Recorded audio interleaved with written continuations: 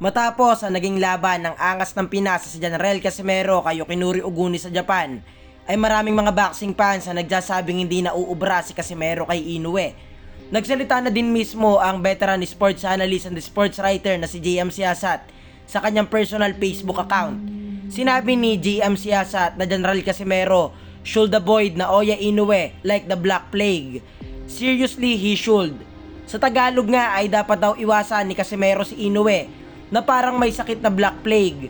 Seryoso dapat nito iwasan si Inoue.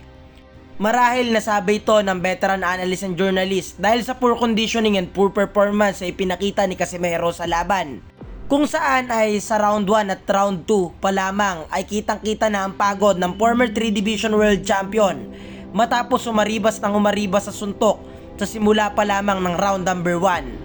Sa isa pang post ni JM Siasat ay kanyang sinabi na yung version ng Casimero na lumaban kay Yoshinori Oguni ay bubugbugin lamang ng boxing sensation and undefeated world-rated Pinoy contender na si Wonderboy Carlames Martin.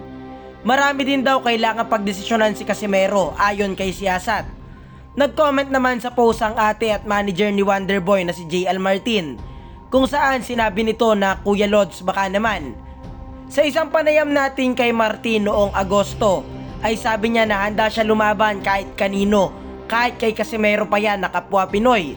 Galing si Carlames Martin sa unanimous decision victory kay Oscar Dugue noong nakaraang Agosto. Sa kasalukuyan ay world rated number 4 ng IBF itong si Carlames Martin at world rated naman ng WBO as rank 8 itong si Wonderboy.